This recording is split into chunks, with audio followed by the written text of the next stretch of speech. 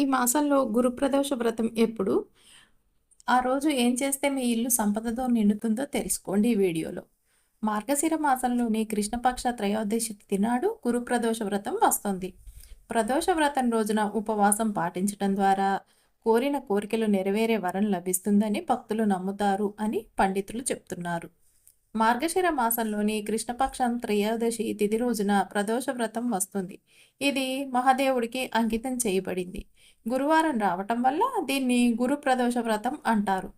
పంచాంగం ప్రకారం ప్రదోష వ్రతం రోజున చేసే పూజలు, ఉపవాసాలు శుభ ఫలితాలను అందిస్తాయని పండితులు చెప్తున్నారు. ముఖ్యంగా ఈ రోజున శివపార్వతులను పూజించటం, ఉపవాస దీక్షలు పాటించటం వల్ల కోరిన కోరికలు నెరవేరే వరం దక్కుతుందని భక్తుల నమ్మకం. గురు ప్రదోషం వ్రతం ఎప్పుడు వచ్చింది, తేదీ, ముహూర్తంతో పాటు పూజ చేసే విధానం, పరిహారాలు కూడా ఈ వీడియోలో మనం తెలుసుకుందాం. గురు ప్రదోష వ్రతం ఎప్పుడు?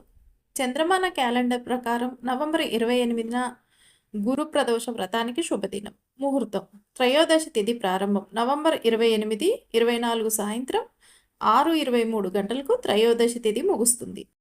నవంబర్ 29, 24 ఉదయం 8:39కి ప్రదోష ముహూర్తం ప్రదోష పూజా ముహూర్తం 17:24 నుండి 25 వరకు వ్యవధి 2 గంటల 42 నిమిషాల ప్రదోష సమయం 17:20 నుంచి 26 వరకు. పూజ విధానం ఉదయాన్నే స్నానం చేసి శుభ్రమైన దుస్తులు ధరించండి. పార్వతీ సమేత పరమేశ్వరుణ్ణి, కుటుంబంలోని అన్ని దేవుళ్లను పూజించాలి. ఉపవాసం ఉండాలనుకుంటే పవిత్ర జలాలు, పూలు, అక్షింతలతో ఉపవాస దీక్షను కొనసాగిస్తామని ప్రతిజ్ఞ చేయండి.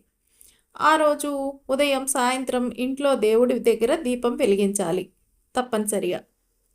శివాలయం లేదా ఇంటిలోని శివుని ప్రతిష్టను నిర్వహించి శివ కుటుంబాన్ని పూజించాలి. గురుప్రదోష వ్రతం కథను వినండి. అనంతరం నెయ్యి దీపంతో శివుడికి హారతినిచ్చి భక్తి శ్రద్ధలతో ఆయన్ని పూజించాలి. ఓం నమ శివాయ అనే మంత్రాన్ని పఠించండి. మీరు ఇప్పటి వరకు వీడియోను లైక్ చేయకపోతే లైక్ చేయండి.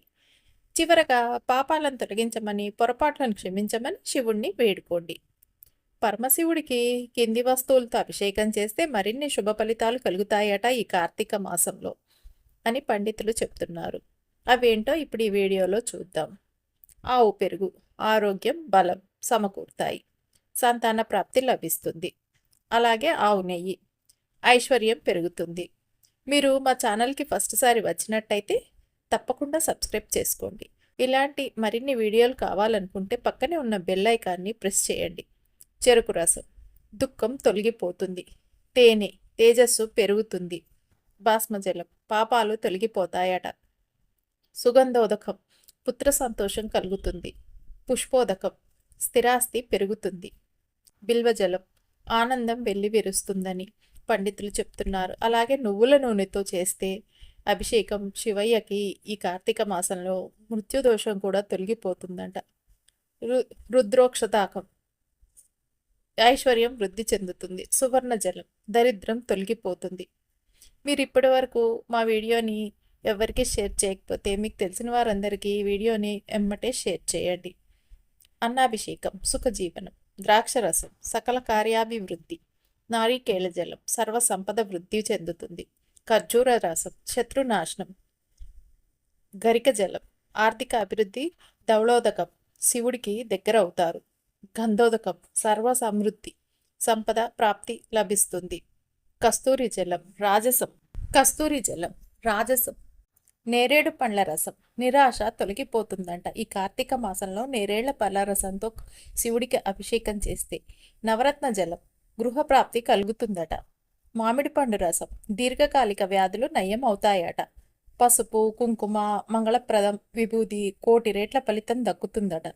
పంచామృతం చెడు ఆలోచనలు తగ్గుతాయట. స్వార్థం అనే ఆలోచన రాకుండా చేస్తుందట. ఆనందం పొందుతారట. ఇంట్లోనే అభిషేకం చేసుకోవచ్చు. శివుడికి అభిషేకం చేయాలంటే చాలామంది గుడికే వెళ్ళాలి అనుకుంటారు. అలానే గుడికి వెళతారు. ఇంట్లో కూడా శివలింగం ప్రతిష్ఠించి అభిషేకం చేయవచ్చట. ఈ కార్తీక మాసంలో పళ్ళెంలో శివలింగాన్ని పెట్టుకోవాలి. అభిషేకం చేసే వ్యక్తులు లింగానికి పడమర వైపున ఉండాలి. పంచామృతాలతో అభిషేకం చెయ్యొచ్చు. రక్షిత శ్లోకం చెప్తున్నప్పుడు మీపై అభిషేకం చేసేందుకు ఉపయోగించే వస్తువులపై కొద్దిగా నీళ్లు చల్లుకోవాలని పండితులు చెప్తున్నారు. పూజకి ఉపయోగించే అన్ని వస్తువులు పవిత్రంగా ఉండాలి. మంత్రాలు జపిస్తూ పంచామృతాలు శివలింగం మీద అభిషేకిస్తూ ఉండాలి. పూజ చేసేటప్పుడు రుద్రాక్షని ధరించటం చాలా ఉత్తమమని పండితులు సూచిస్తున్నారు. చివరగా మంచినీటితో శివలింగాన్ని అభిషేకించాలి. వీటితో అభిషేకం చేసిన తర్వాత మీరు ఇలా చేస్తున్నప్పుడు ఓం నమ శివాయ అని జపించాలని పండితులు